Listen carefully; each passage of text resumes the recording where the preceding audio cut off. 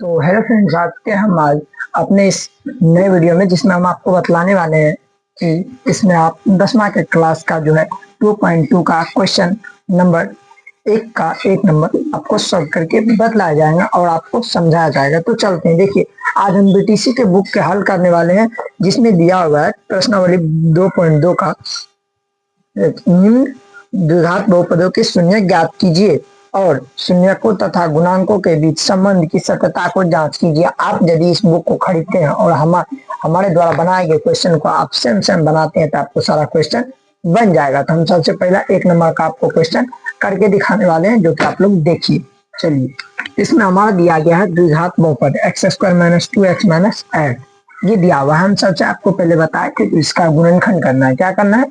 गुणनखंड। गुणनखंड करने के बाद यदि आप कोई और प्रक्रिया करना चाहेंगे तो वो भी हो सकता है, लेकिन पहला हमको गुणनखंड की प्रक्रिया करना है। चलते हैं, पहले करते हैं गुणनखंड की प्रक्रिया। हम आपको बतलाए थे इस साइड का अंक और इसका अंक दोनों का गुणा करेंगे। इस साइड 1 है और 8 है, यानी कि 8 का हम आज गुणनखंड करने वाले हैं।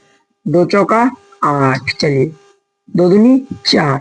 अब देखिए 4 को अकेला रख सकते हैं और 2, यानी कि 4 में से 2 जाएगा तो 2 बच सकता है। चलिए हम ये इसको ले लिए, ये कॉम्बिनेशन हमारा बनता है x² माइनस की जगह प्लस होगी, +2x - 4x। अब बताइए, माइनस का चिन्ह ज्यादा है तो माइनस वाला तो स्वाभाविक है, तो -2x बचता है यहाँ पे -8। चलिए इस बात को समझ गए हैं आप लोग।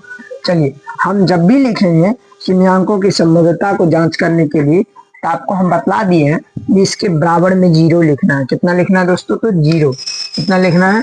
हमको 0 लिखना है हमेशा। चलिए अब 0 लिखने के साथ साथ हम इसको क्या करने वाले हैं, तो 0 लिखेंगे और उसके बाद x × x+2 कर लेंगे।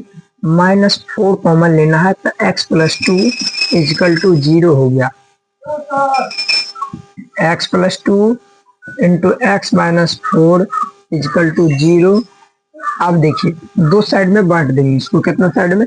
x+2 = 0 और एक साइड में x - 4 = 0। तब हम कर लेंगे। आपको पता होगा कि यदि बराबर की इस बगल आता है कोई भी, चाहे जोड़ हो, बराबर की इस साइड आता है तो माइनस, या माइनस हो तो प्लस होता है, या भागा हो जोड़ बराबर की इस साइड आता है तो गुना हो जाता है, गुना यदि बराबर की इस साइड आता है तो भागा हो जाता है। इस कॉम्बिनेशन को आप हमेशा याद रखिए। किसके लिए? इक्वेशन के लिए, समीकरण के लिए। चलिए आगे चलते हैं। चलिए हमारा तो देखिए 0 - 2 यानी कि x = -2। चलिए क्लियर है? चलिए अब यहाँ पे फिर करते हैं 0 + 4, क्यों? तो माइनस था तो प्लस हो गया, x = 4। देखिए अब इसका हम एक चीज बताते हैं। आपको ऑब्जेक्टिव में पूछा जाता है, दिया गया है, ठीक ना, दिया गया है, उसका मूल संभव है या नहीं। चलिए सबसे पहले उसका जानते हैं मूल वास्तविक है या नहीं। इसका ये मूल वास्तविक है और ये अवास्तविक है, तो ये मूल वास्तविक होंगे। चलिए आपको समझ में आ गया होगा। चलिए अब हम चलते इसके गुणांकों की संबंधता की जांच करेंगे। चलिए तो सबसे पहले हम शून्यक निकल चुका है, क्या क्या शून्यक आपको हम बता देते हैं, -2 और 4, यानी कि -2 और 4 निकल चुका है। चलिए और एक काम करेंगे इसमें। चलिए अब यहाँ पे हम करने वाले हैं शून्यकों का गुणनफल। शून्यकों का गुणनफल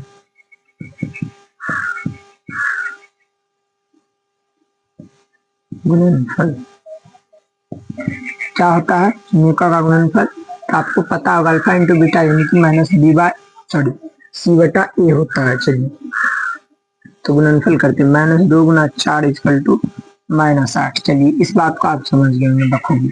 चलिए -8 आया यहाँ तक। चलिए उसके बाद देखिए हम आपको बतलाने वाले हैं, जो कि पहला, उसके बाद इस सवाल को हम करने वाले हैं और कुछ ज्यादा।